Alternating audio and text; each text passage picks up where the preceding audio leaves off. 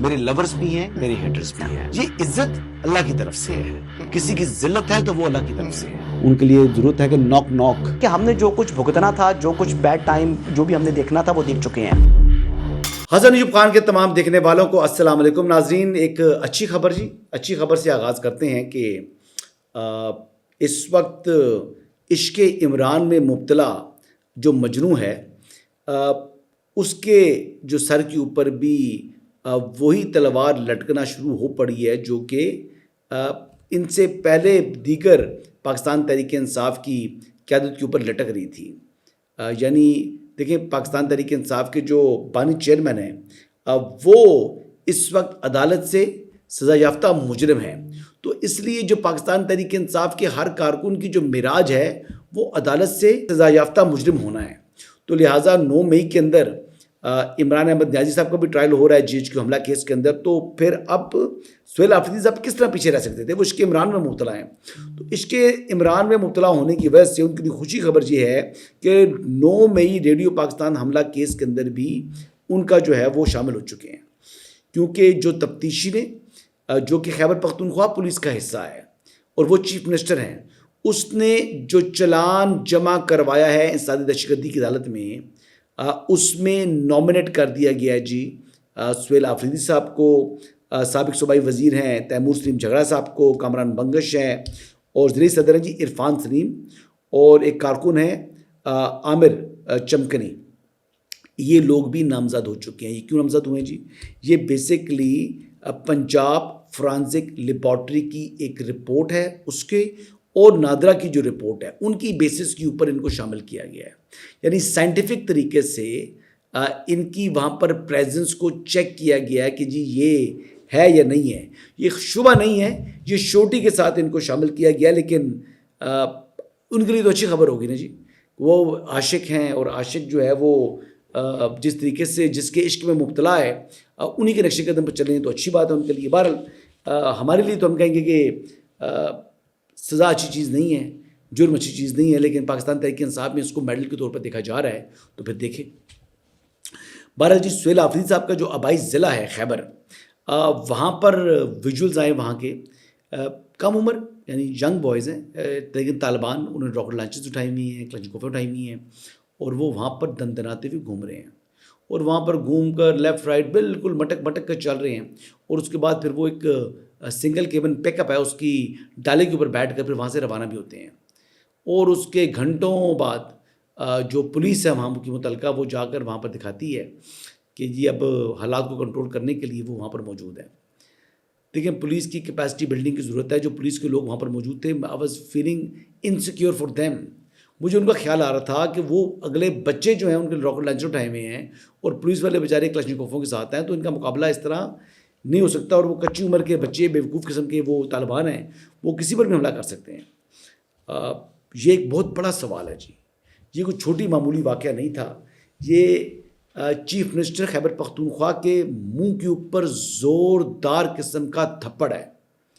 جو شخص یہ کہتے ہوئے تھکتا نہیں ہے کہ میں صوبے کا آئینی وزیر اعلیٰ ہوں، تو جب آئین پاکستان کے تحت آپ خود کو وزیر اعلیٰ اور آپ یہ اس وزیر اعلیٰ ہونے کے مراحت حاصل کر رہے ہیں تو آپ کے حقوق اگر ہیں تو آپ کے فرائض بھی ہیں. چیف منسٹر صاحب، آپ کے فرائض میں اولین فرض لا اینڈ آرڈر کو قابو میں رکھنا ہے.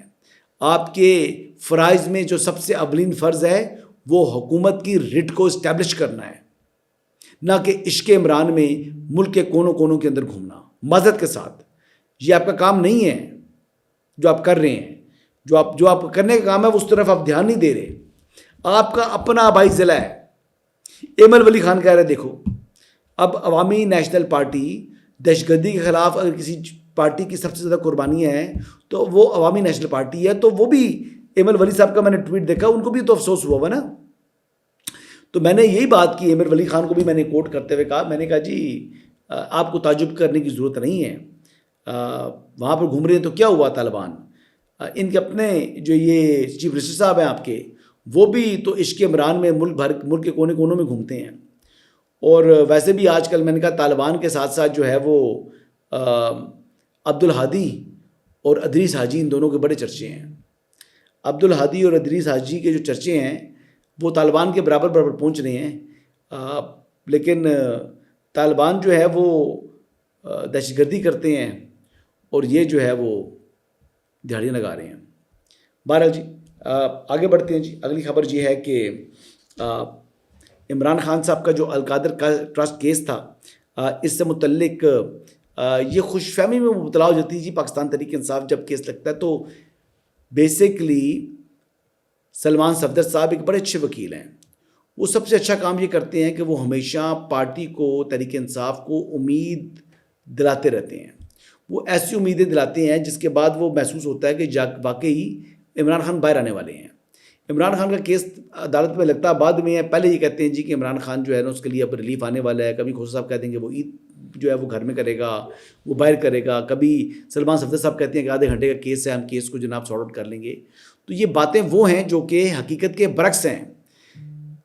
نہ القادر کیس آدھے گھنٹے کا کیس ہے، اور نہ ہی اس میں یہ بتاؤں کہ کوئی عمران خان صاحب عید جو ہے وہ اپنے گھر کرنے جا رہے ہیں۔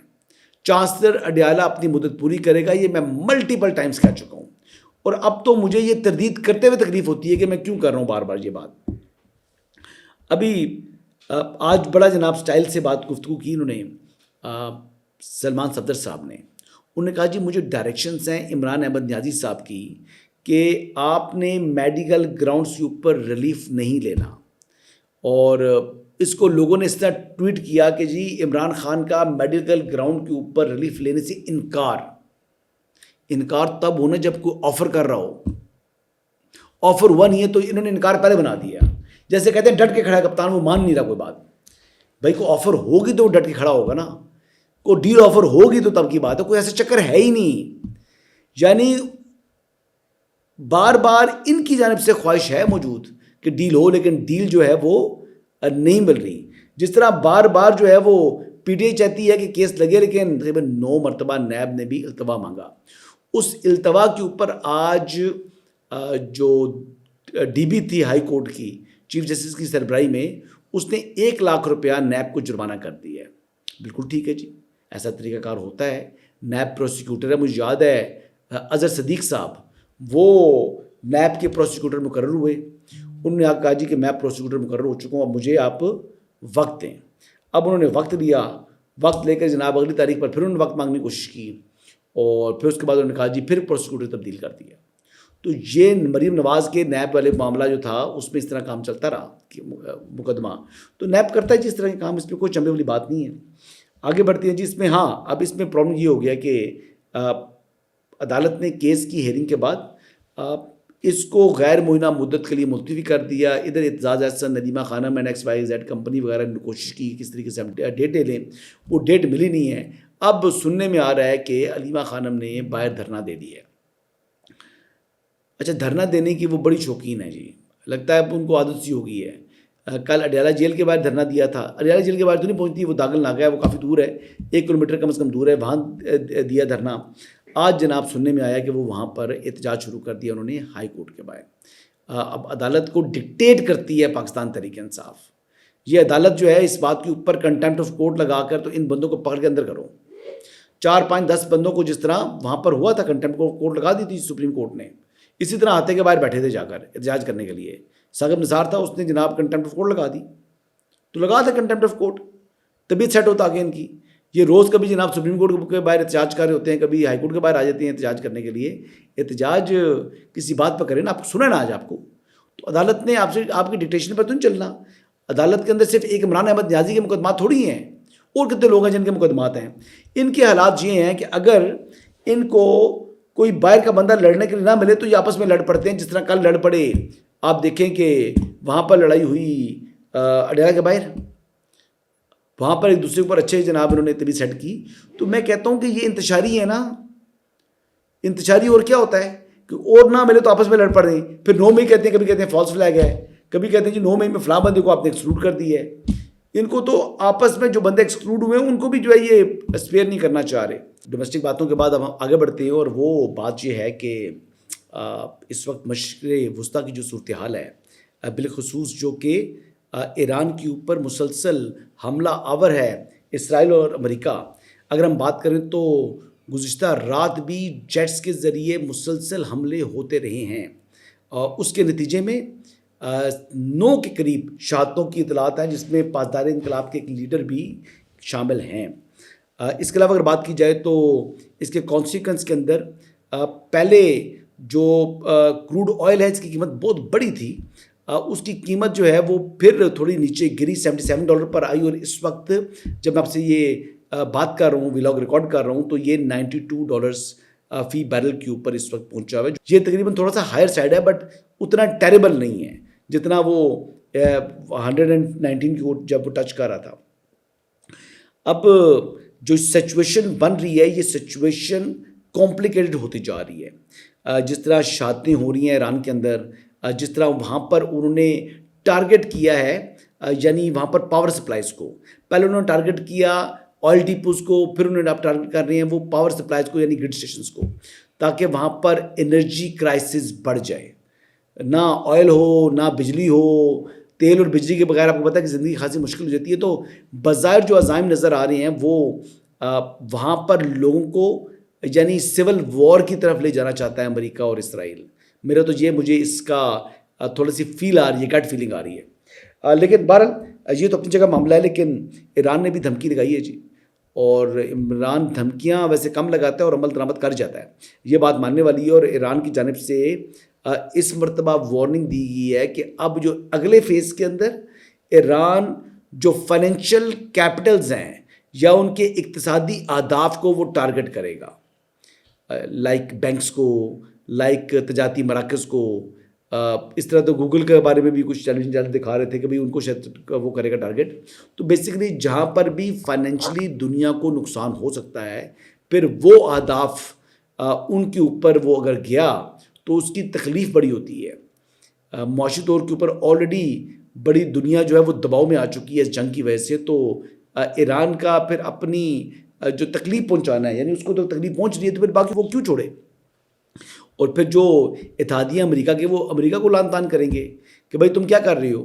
اور امریکہ کے اندر بھی ان کے جو سینٹرز ہیں، مختلف لوگ ہیں، وہاں سے پریشر بلڈنگ سٹارٹ ہو پڑی ہے. اس حوالے سے میں ایک بات بتاؤں کو، جو ابنائے ہرمز ہے، وہاں پر 2 کارگو جہاز تھے، ان کو ہٹ کیا پروجیکٹائلز نے، جس سے وہ ڈیمیج ہوئے ہیں. اب وہ پروجیکٹائلز کیا ایران کے تھے، یا یہاں پر سازشیں یہ بھی چل رہی ہیں کہ موساد اپنا ایک ڈرٹی گیم پلے کرتی ہے. تو یہ موساد کی کچھ شرارت ہے، جس طرح وہ سعودی عرب کے اندر وہ الجھانا چاہ رہے تھے سعودی عرب کو اور ایران کو. وہ ان کی خواہش ہے کہ لڑائی ہو جائے کس طریقے سے، جیسے وہ انہوں نے سازشیں کی، کچھ لوگوں کی گرفتاری کی اطلاعات ہے، اسپائز کی. تو یہ چیزیں تو چل رہی ہیں نا جی، ڈرٹی گیم تو چل رہی ہوتی ہیں انڈر دا کارپیٹ، وہ ہمیں اس طرح نظر نہیں آ رہی ہوتی. اب دبئی کی بات کریں تو دبئی کے اندر 2 ڈرونز جو ہیں گرے ہیں، جس سے 4 لوگ زخمی ہو چکے ہیں.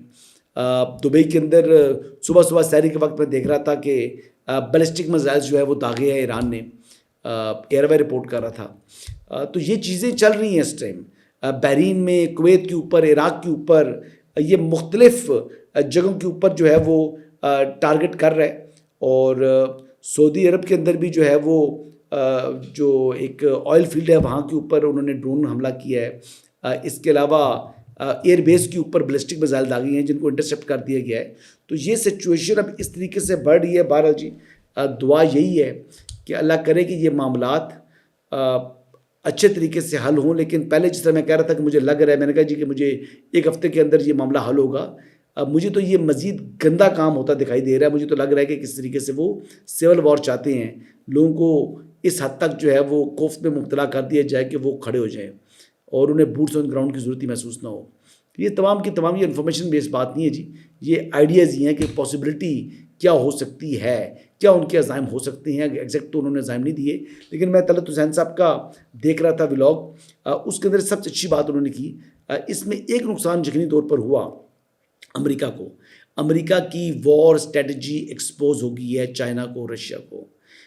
شاید وہ کئی دہائیاں انہیں کام کرنا پڑتا، یہ اسٹڈی کرنا پڑتا، اور ان کو یہ وار اسٹریٹجی ایگزیکٹلی نہ پتہ لگتی، کیپیبلٹیز کا نہ پتہ لگتا، ان کے اسٹائل کا نہ پتہ لگتا، جو انہوں نے اس 10-11 دن کی جو ایران کے ساتھ جنگ ہے اس میں ان کے سامنے آ چکی ہیں. ان کی جو ایئر ڈیفنس سسٹم ہے وہ بھی ایکسپوز ہوا. ان کی جو اسٹرینتھ ہے وہ بھی ان کے سامنے آئی اور ان کی ویکنیسز بھی سامنے آئی ہیں اور ان کی اسٹریٹجی جو ہے وہ کس طریقے سے وہ آپریٹ کرتے ہیں یہ چیزیں بھی چائنا کے سامنے آئی ہیں. تو ایران کے مقابلے میں جو ان کا اگر کہیں تو زیادہ بڑا جو خطرہ ہے وہ تو چائنا ہے, معاشی طور پر تو ہے ہی ہے, تو بعد میں ملٹری وائز بھی آئندہ مستقبل میں ان کے لیے خطرہ ہو سکتا ہے. یہ یہاں پر کچھ لوز کیا امریکہ نے یقینی طور پر, اور جہاں پر گین کیا ہے چائنا نے. انہی الفاظ کے ساتھ جی اجازت چاہوں گا, کل دوبارہ آپ سے ملاقات ہوگی. اللہ حافظ.